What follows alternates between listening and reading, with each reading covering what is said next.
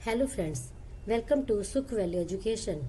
आज मैं आपके सामने छठी कक्षा का अध्याय साथी हाथ बढ़ाना के प्रश्नोत्तर पढ़ने जा रही हूँ।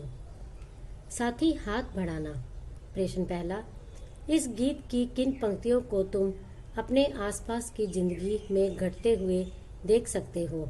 उत्तर, इस गीत की निम्नलिखित पंक्तियों को हम अपने आसपास की जिंदगी में घटते हुए देख सकते हैं। साथी हाथ बढ़ाना। एक अकेला थक जाएगा, मिलकर बोझ उठाना। साथी हाथ बढ़ाना। हम मेहनत वालों ने जब भी मिलकर कदम बढ़ाया। सागर ने रास्ता छोड़ा, पर्वत ने शीश झुकाया। फौलादी हैं सीने अपने, फौलादी हैं बाहें। हम चाहे तो चट्टानों में कर दे राहें। प्रश्न 2, सागर ने रास्ता छोड़ा, पर्वत ने शीश झुकाया। साहिर ने ऐसा क्यों कहा? लिखो। उत्तर, साहिर ने ऐसा इसलिए कहा क्योंकि एक साथ मिलकर काम करने से बड़ी बाधाओं में भी रास्ता निकल आता है, यानी काम आसान हो जाता है।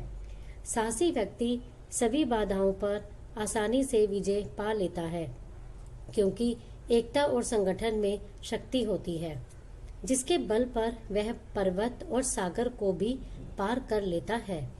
प्रश्न 3, गीत में सीने और बाहों को फौलादी क्यों कहा गया है? उत्तर, सीने और बाहों को फौलादी इसलिए कहा गया है क्योंकि हमारे इरादे मजबूत हैं, हमारे बाजुओं में अपार शक्ति है, हम ताकतवर हैं, हम बलवान हैं। हमारी बाहें फौलादी इसलिए भी हैं कि इसमें असीम कार्य क्षमता का पता चलता है। हमारी बाजुएं काफी शक्तिशाली भी हैं। प्रश्न 4, अपने आसपास तुम किसे साथी मानते हो और क्यों? इससे मिलते जुलते कुछ और शब्द खोजकर लिखो। उत्तर, हमारे माता पिता, भाई बहन, मित्र, सहपाठी, शिक्षक, पड़ोसी, ये सभी हमारे साथी हैं, क्योंकि ये सब हमें किसी न किसी रूप में सहयोग करते हैं। साथी से मिलते जुलते शब्द हैं सहायक, सखा, संगी, सहचर, शुभचिंतक, मित्र, मीत आदि। प्रश्न 5, अपना दुख भी एक है साथी, अपना सुख भी एक है कक्षा। मोहल्ले और गांव शहर के किस किस तरह के साथियों के बीच तुम्हें इस वाक्य की सच्चाई महसूस होती है और क्यों? उत्तर, कुछ बातों के संबंध में हम अपने साथियों से जुड़े होते हैं।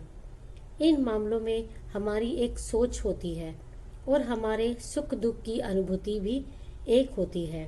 उदाहरण के लिए, पानी, बिजली की कमी, ट्रैफिक जैसी रोजमर्रा की मुश्किलों से जब हमारा सामना होता है तो हमें लगता है जैसे हमारा दुख एक है। वहीं दूसरी ओर विद्यालय के लिए पदक जीतना, कक्षा में अच्छे अंक लाना और बड़े होकर कुछ बनने की चाह से पता चलता है हमारा सुख भी एक है। प्रश्न 6, इस गीत को तुम किस मोहल्ले में गुनगुना सकते हो? उत्तर, इस गीत को स्वतंत्रता दिवस, गणतंत्र दिवस या किसी संगठन की स्थापना के अवसर पर गा सकते हैं। खेल के मैदान में भी यह गीत खिलाड़ियों में जोश पैदा कर सकता है। वैसे तो यह गीत कभी कभी गुनगुनाया जा सकता है, पर विशेषकर जब सहयोग और संगठन की शक्ति बतानी हो तब यह गीत महत्व रखता है। प्रश्न 7, एक अकेला थक जाएगा, मिलकर बोझ उठाना। नंबर 1, तुम अपने घर में इस बात का ध्यान कैसे रख सकते हो? नंबर 2, पापा के काम और माँ के काम क्या क्या हैं? 3, क्या वे एक दूसरे का हाथ बटाते हैं? उत्तर, अपने घर के छोटे बड़े कामों में माता पिता का हाथ बटाकर हम इस बात की ओर ध्यान रख सकते हैं। पहला, पापा और माँ को बहुत से काम होते हैं, जहाँ एक और पापा कार्यालय जाते हैं और घर के लिए आवश्यक बाहरी कामों का ध्यान रखते हैं, वहीं माँ घर की सफाई, खाना बनाना, कपड़े धोना, हम सबको पढ़ाना, खरीदारी करना और कई छोटे बड़े कामों की जिम्मेदारी अपने ऊपर लेती है।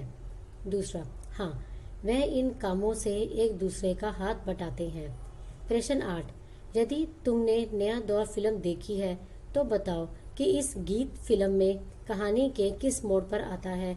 यदि तुम्हें तुमने फिल्म नहीं देखी है तो फिल्म देखो और बताओ। उत्तर, नया दौर फिल्म में जब कच्ची सड़क को पक्का करने के लिए सब मिलजुल कर काम करते हैं तब यह गीत आता है। यह गीत उनके सहयोग, उत्साह और जोश को प्रदर्शित करता है। प्रश्न 9। हाथ और हस्त एक ही शब्द के दो रूप हैं। नीचे दिए गए शब्दों में हस्त और हाथ छिपे हैं। शब्दों को पढ़कर बताओ कि हाथों का इनमें क्या काम है। हाथ घड़ी, हथौड़ा, हस्तशिल्प, हस्तक्षेप, निहत्था, हथकंडा, हस्ताक्षर, हथकरघा। उत्तर, हाथ घड़ी। हाथ घड़ी हाथ की कलाई पर पहनी जाती है। हथौड़ा एक ऐसा लोहे का औजार है जिसे हाथ से पकड़कर चलाया जाता है। हस्तशिल्प, इस शिल्पकारी को हाथ हस्त से किया जाता है। हस्तक्षेप, बीच बचाव करने के लिए, इसका अर्थ है दखल देना। निहत्था, जिसके हाथ में कोई हथियार ना हो उसे निहत्था कहते हैं। हथकंडा, किसी कार्य को पूरा करने के लिए अनुचित तरीका अपनाने को हथकंडा कहते हैं। इसमें भी हाथ का कार्य नहीं है। हस्ताक्षर, हाथ से अपना नाम लिखकर किसी कार्य हेतु स्वीकृत देना। हथकरघा, हाथ से किए जाने वाले छोटे मोटे उद्योग धंधे जैसे चरखा चलाना, कपड़ा बुनना, टोकरी बुनना आदि। प्रश्न 10। बातचीत करते समय हमारी बातें हाथ की हरकत से प्रभावशाली होकर दूसरे तक पहुंचती हैं। हाथ की हरकत से या हाथ के इशारे से भी कुछ कहा जा सकता है। नीचे लिखे हाथ के इशारे किन अवसरों पर प्रयोग होते हैं लिखो। क्यों, पूछते हाथ, मना करते हाथ, समझाते हाथ, बुलाते हाथ, आरोप लगाते हाथ, चेतावनी देते हाथ, जोश दिखाते हाथ। उत्तर, क्यों पूछते हाथ का प्रयोग हम किसी से प्रश्न करते समय करते हैं। मना करते हाथ, किसी की बात को मना करने के लिए किया गया हाथों का प्रयोग। बुलाते हाथ, किसी को बुलाने के लिए किया गया हाथों का प्रयोग। आरोप लगाते हाथ, किसी पर दोष मढ़ते समय हाथ की उंगली का इशारा। जोश दिखाते हाथ, जोश दिखाने के लिए दोनों हाथों का इशारा करते हैं। समझाते हाथ, हम हाथ के संकेत से समझाते हैं। चेतावनी देते हाथ, किसी काम के परिणाम के विषय में आग्रह करते समय हाथ। अति लघु उत्तरीय प्रश्नोत्तर। पहला, यह गीत किसको संबोधित है। उत्तर, यह गीत देशवासियों को संबोधित है। प्रश्न 2, साथी हाथ बढ़ाना वाक्य किस ओर संकेत करता है। उत्तर, साथी हाथ बढ़ाना वाक्य का संकेत है मिलकर कार्य करना। प्रश्न 3, इंसान चाहे तो क्या कर सकता है। उत्तर, इंसान चाहे तो चट्टानों में भी रास्ता निकाल सकता है।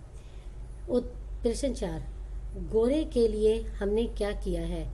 उत्तर, गोरों के लिए हमने अपनी सुख सुविधाओं की परवाह न करके उनके कार्यों को पूरा किया है। प्रश्न 5, हमारा लक्ष्य क्या है। उत्तर, हमारा लक्ष्य सत्य की प्राप्ति है। हमें मिलजुल कर उन्नति के रास्ते पे चलना चाहिए। प्रश्न 6, इस गीत का आशय क्या है।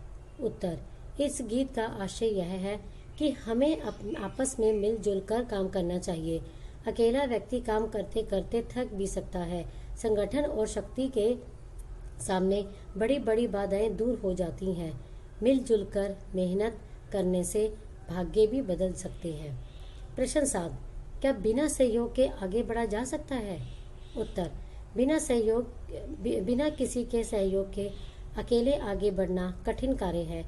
जीवन में हर पर हमें किसी न किसी के मदद की आवश्यकता होती है। इसका समाधान हमारे जीवन में कई तरह के लोगों के सहयोग एवं मार्गदर्शन से होता है। अतः बिना सहयोग के आगे बढ़ना असंभव सा लगता है। प्रश्न 8, इस गीत से हमें क्या प्रेरणा मिलती है। उत्तर, इस गीत से हमें प्रेरणा मिलती है कि हमें प्रत्येक कार्य मिलजुल कर करने चाहिए। परिश्रम से भी कभी घबराना नहीं चाहिए और सभी के सुख दुख में सहयोग देना चाहिए। यह कविता हमें एकता और संगठन की शक्ति के बारे में भी बताती है। धन्यवाद।